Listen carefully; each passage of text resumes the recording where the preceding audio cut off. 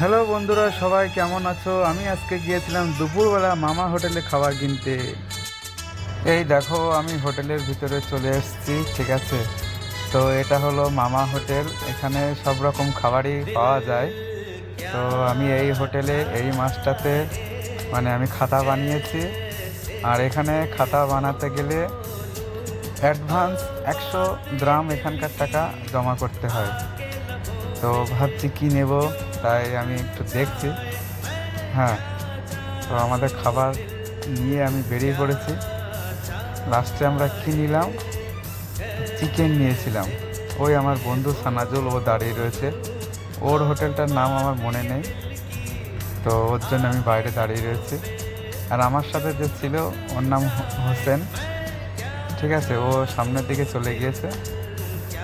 তো আমি যাচ্ছি এবার। হোটেল থেকে বেরিয়ে আসলাম, হোটেলটা বেশ ভালো, সব কিছুই এখানে পাওয়া যায়, তুমি যা যা খেতে চাও আর কি।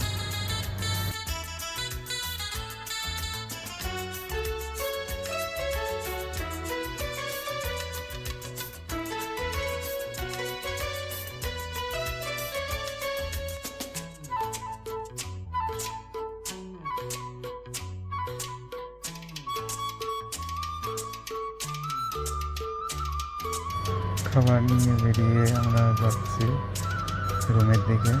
আমি সানাজুল আর হোসেন আলীর পিছনেই আছে, ওই যে কোথা থেকে চলে এসেছে। তো যেতে যেতে আর একজনের সাথে দেখা হয়ে গিয়েছিল। হ্যাঁ, ও আমাদের মতোই খাবার নিতে এসেছে, আমতাজ। এইবার আমতাজের সাথে আমরা অন্য একটা হোটেলে ঢুকেছি। এই হচ্ছে আমতাজ মোল্লা, এও খাবার নিতে এসছে। তো দেখা হয়ে গেল, ওকে আমি জিজ্ঞাসা করছি যে কী খাবার নেবে। ও বলছে লাইভ চলছে। আমি বলছি না না, লাইভ না, এমনি রেকর্ডিং, পরে পোস্ট করা হবে। তো খাবার নিচ্ছে, কী নেবে ভেবে পাচ্ছে না।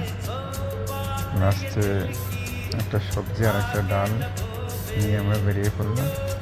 তো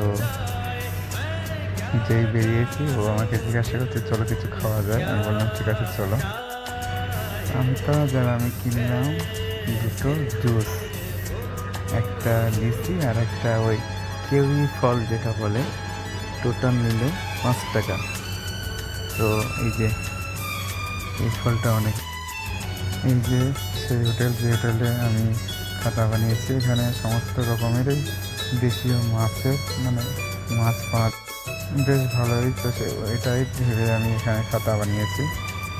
যেহেতু বাঙালি, তো অনেকটা খাবারের স্বাদও বাঙালি পাওয়া যাবে। তো ঠিক আছে, সবাই ভালো থেকো, সুস্থ থেকো, আবারও আসবে নতুন